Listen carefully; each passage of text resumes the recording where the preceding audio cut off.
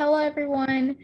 Mental Health Ambassadors is a student peer-to-peer mental health promotion program that focuses on mental health awareness, resiliency, and self-care.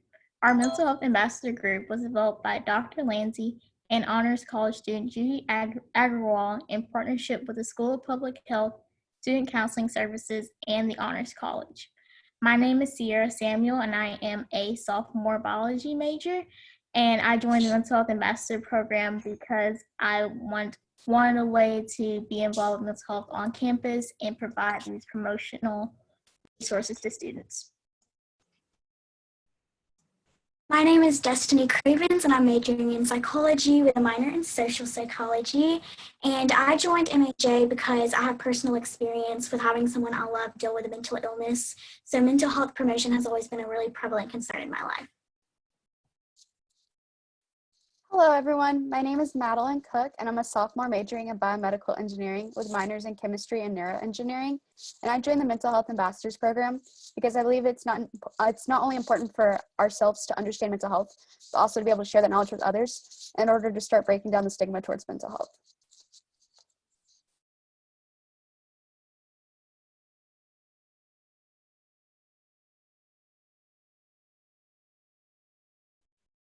Thank you.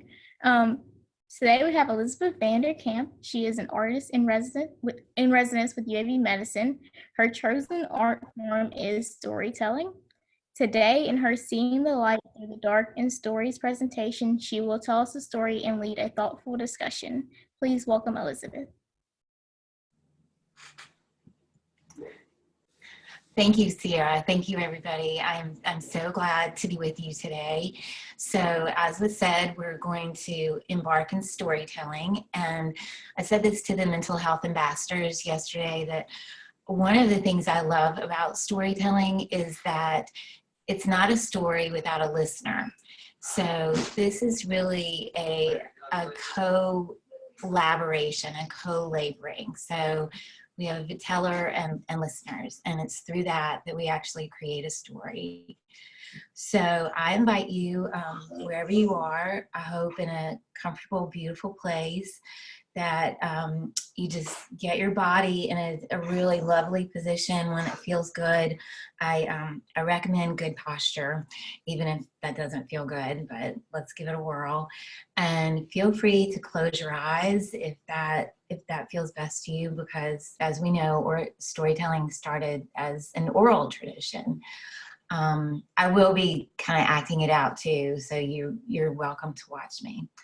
But before we begin, I just invite us to get in that position that we're in, and in our own time, let's just take 3 inhales, inspiring what we need, and 3 exhales, expiring what we don't need. So let's just go ahead and do that. Take it in your own time. Close your eyes if you want, or not.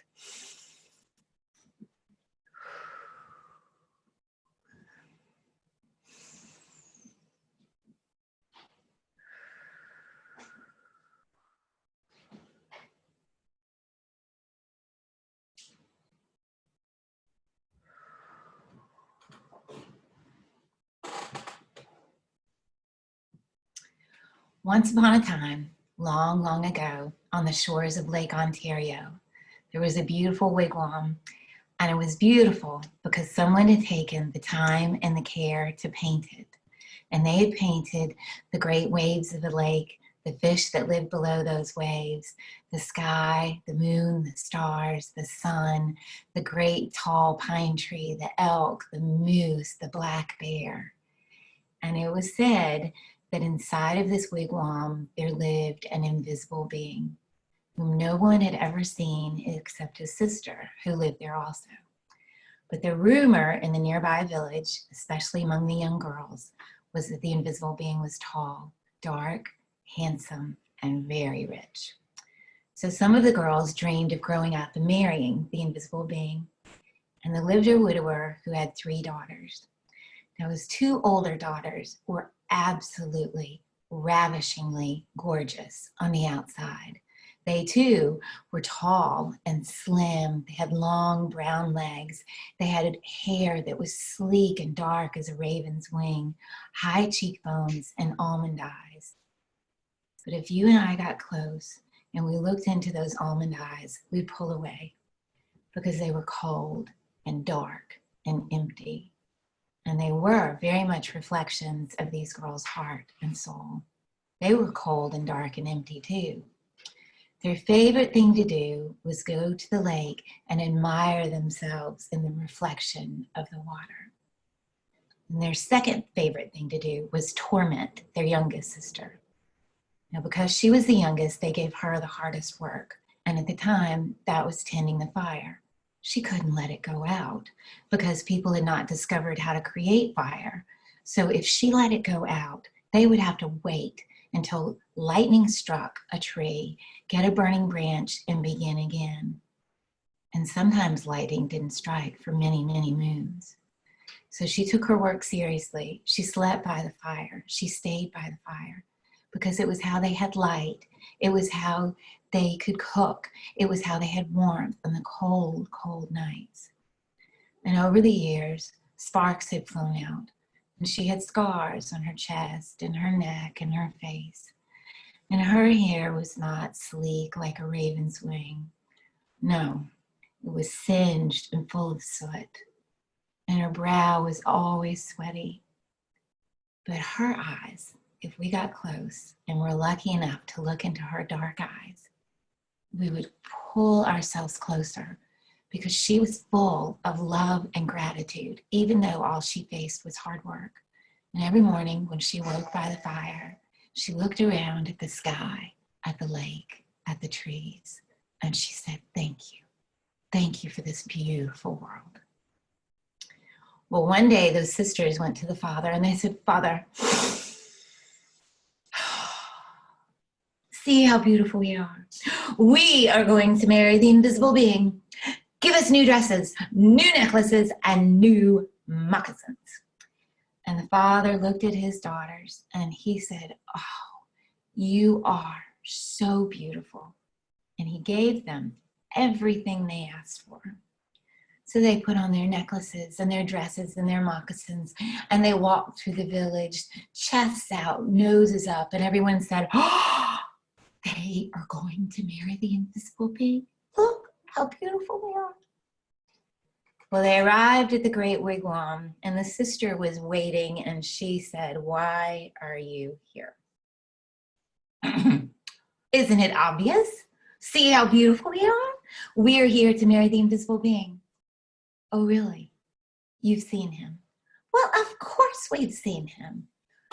"Then you'll have no trouble answering my questions. What is the runner of his sled made of? And what is the bow of his bow and arrow made of?" Well, they didn't know. The girls looked at each other. "I don't know." "Well, I don't know." "What do you think against them? You think against them." "I know, so you should come first." Finally, the older girl said, "The runner of his sled is made of the wrong," said the sister. The younger girl said, "His bow is made of the left wrong," said the sister. They said, "Well, stop asking us all these silly questions and just let us in." "All right." So the sister opened the flap of the great wigwam, and the girls walked in. And when she let go of that flap, it was so dark in there, they couldn't see their hands in front of their faces. And it was so quiet, they could hear each other's breath and heartbeat. And the darkness, they couldn't tell if their eyes were opened or closed. And then they heard footsteps and breathing and snoring. And they stayed awake all night listening to that snoring. And when the sun finally rose in the east, the next morning they ran home as fast as they could go. Well, that day that they got home, the youngest sister, she went to the father and she said, "Father, I'm going to marry the invisible being. I see him everywhere. may I have a new dress and a new necklace and new moccasins, please? Her father said, no, I'm so sorry. I gave everything we have to your sisters. Here's some broken shells. Maybe you could make a necklace out of these. And he poured the shells in her hand, and she strung a reed through them, and she made a necklace. And her father said, oh, take my moccasins. I know they're too big, but take them, and maybe you can shrink them in the water of the lake. So she said, oh, Father, whatever you have, I will gratefully take. Thank you. And she took his moccasins to the lake, and they shrank, but not enough. But she put them on, and they went to a grove of birch trees. And after asking their permission, she peeled off some of the bark and made herself a dress and a crown. And she walked through the village full of hope and love, and everyone looked at her. What is she wearing? Oh my gosh. The invisible, oh my goodness. Well, she heard everything they said, but she walked on. And arriving at the great wigwam, the sister said, why are you here? Oh, I've come to marry the invisible being. I see him everywhere. So the sister asked her questions. What is the runner? Oh, the runner of his sled. That is made of all the stars of the sky. Yes, said the sister. And his bow, oh, his bow. His bow is made of the great arc of the rainbow. Yes, said the sister. And she said, my dear, we've been waiting for you. Come with me. And she took the girl to the lake, and with love and care, like a sister, she bathed her until all the scars from all those fires was gone, and the soot from her brow, and her hair shone in its darkness and beauty. And the sister gave the girl a new necklace, dress, and moccasins, and they walked out of the water together. And when they arrived back at the wigwam, there he was. He was tall, and he had the most kind eyes. And he said, my beloved, I've been waiting for you. I'm so glad you've arrived. And right then and right there, they were joined in union. And to this moment, they are still living in happiness and wonder. The end.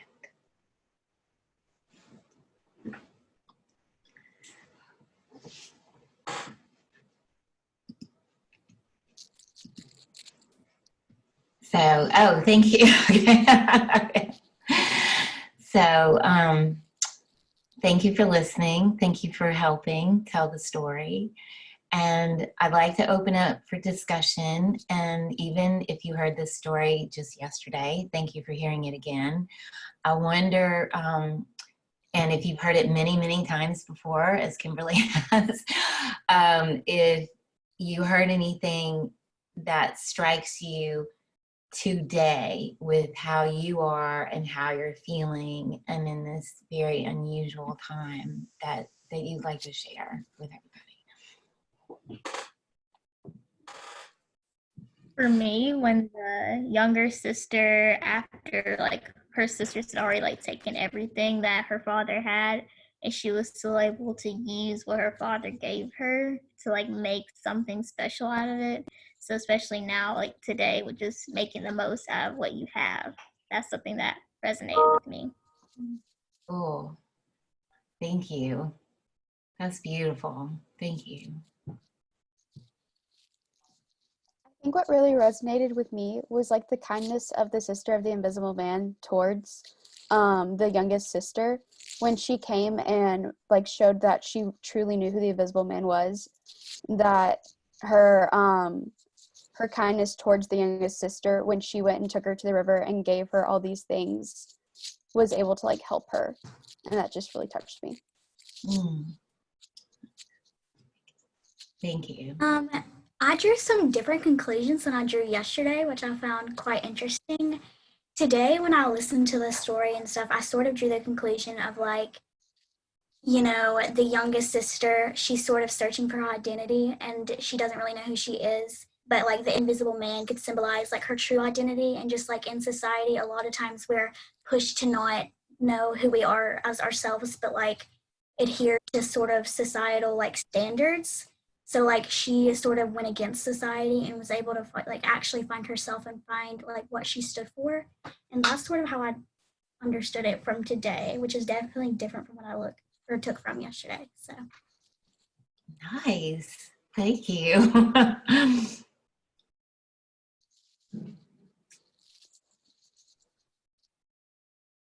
Kalani, do you want to share anything? Sure. I understand all of the points that they said so far, and I actually was thought about that myself, and then I thought about it more in a spiritual aspect as well when you referenced how who the invisible man is, and didn't seem like a person at first. It was just from the beginning I thought maybe it's not even really a person. Maybe it was like overcoming like what you said about the society and like the darkness and your shadow self, and then the visible man is also like with with the rainbow and the stars and astrology and whatnot, and looking beyond all of that and at the bigger picture of who you are and embracing all of you. So yeah. Wow. Thank you. That was beautiful. Thank you. Well, yesterday we talked a little bit about the numerology just of 3. And does anybody have any thoughts about that? New thoughts or continued thoughts? Yeah. My thoughts are basically the same as yesterday. I still feel like 3 is like a medium number where it's like not too high, not too low, especially pulling from like the 3 Bears story, like not too hot, not too cold, then just right. So 3 is just like that middle ground for like things to settle. Yeah, the Goldilocks number, I guess. That's what I think when you were saying that. That's what I think of. Yeah, and I thought of some of those things like 3 is a charm. Like 3 strikes you're out in baseball. 3, there's another 3 expression. Somehow, like on the 3rd try, we usually get it. You know what I mean? So yeah, like the first time you don't know, the second time you learn, and the 3rd time you get it. 3rd time's the charm. Thank you, Kimberly. That's it. Yeah. Well, Kalani, thank you for bringing that up about the invisible being. Like, what is that, or who is that? And I would love to hear other people's thoughts on that, because that's something I feel like that's the beauty of stories, that we're not always told, like, which is wonderful, because if somebody says, well, the invisible being is a man, he's 6'7", he has great, big muscles and brown eyes, and then you're like, oh, but I don't like that, or whatever, that we're free to decide who or what the invisible being is. So does anybody else have an image of who or what that might be?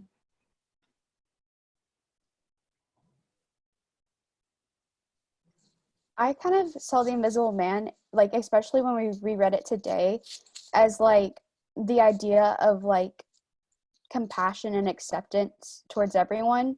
Kind of like how when the stepsisters, or not the stepsisters, I'm sorry, when the older sisters first come to marry the invisible man, how they don't truly understand who he is because they don't like watch him or see him from day to day. They don't know aspects of his life. So because they aren't able to understand him, they aren't able to empathize with him, which causes them to run out of the tent after they like stay the night inside of the hut. Whereas the younger sister is able to not only empathize with the situation of not being understood as like she isn't with her sisters, and society, and the invisible man, even though he's like upheld in society, he's never really like understood. So they're able to connect on that level, but also because like she sees who he is and is able to like identify aspects of his life, she's able to truly empathize and have compassion for him. And so it's like that connection between them that really stood out to me. Thank you. And like Elizabeth said, I've heard this story, I don't know how many times, but I love this story. And you know, usually I've got other thoughts in my mind while I'm hearing this, because it's usually a part of a presentation or something that we're doing. But I love that Kalani brought up kind of the spiritual aspect of it. And I love the idea, because I've never thought about it before, but the idea too about self-love, because the, you know, the sisters, I'm guessing might not have a lot of self-love, and, you know, whereas truly the youngest sister clearly does, and self-acceptance. And so I just love to think about that as part of it too, as opposed to just like romantic love. So.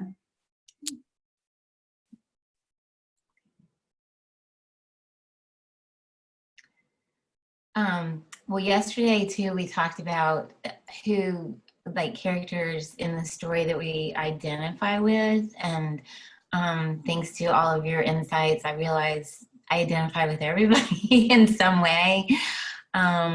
Did that change for anybody, or today, is there somebody that you think, wow, I see that not wonderful aspect of myself, or I do see how I am like the rough-faced girl, or the invisible being, or the sister, or the father, in a way that maybe, like, the voices in our head, like the good voices, we can like reinforce those of, I am kind, I do seek beauty. Anybody have thoughts about that?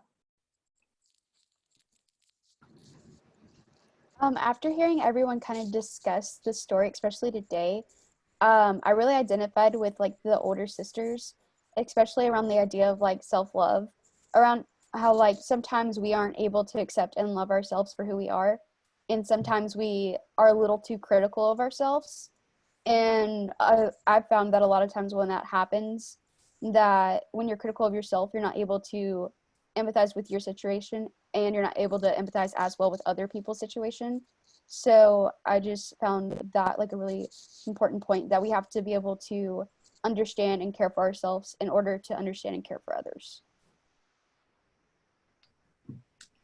Yeah, I would also say that I identify with the sisters, but I could also see myself identifying with like how the town saw like the sisters and then the rough-faced girl, because they were very judgmental towards them like going to go see the invisible man.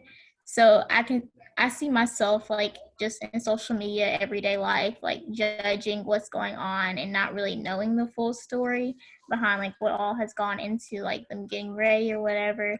So I could see myself judging in that way. Really identify with the father. I think like sometimes just as humans, if we don't have the resources, we feel like we can't make a difference or like help someone. But for him, like even if he didn't have a lot, he still gave what he did have to others, and that just really like resonated with me. And I think I'd try to do that like every day as much as I can.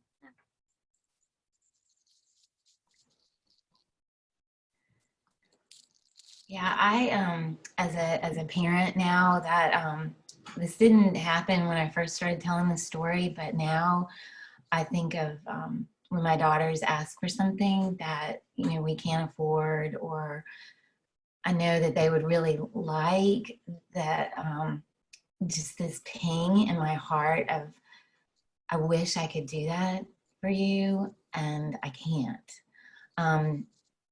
And I don't know, that just makes me, I don't know, that just strikes me in a different way. And I think you've all hit on this, but I want to say thank you for hearing this story again.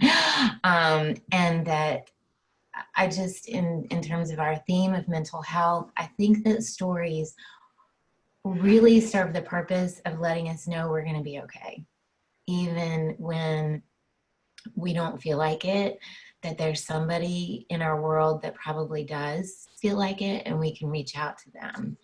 And maybe if we don't feel like doing that, we have stories, we have literature to go to that can serve that purpose of, through the history of humanity, that bad things have happened and good things have come out of it. And I think in this time, for myself, I find that really reassuring, as well as seeing all of you creating this Zoomunity that we have together. It's really brightened my weeks.